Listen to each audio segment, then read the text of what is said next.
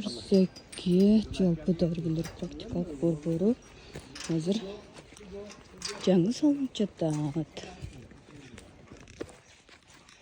Мынакей жаңы больница түшүп жатат, достор.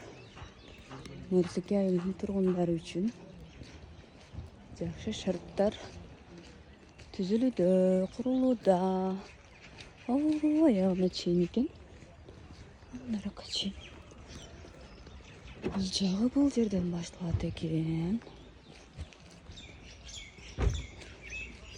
Bir ay башталган болчу жаңы. Азыр bir айдын жыйынтыгы ушундай болот эт. Bir айдан кийин келет анда.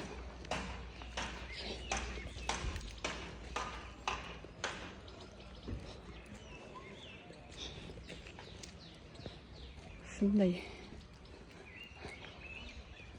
иштер жүрүп жатат.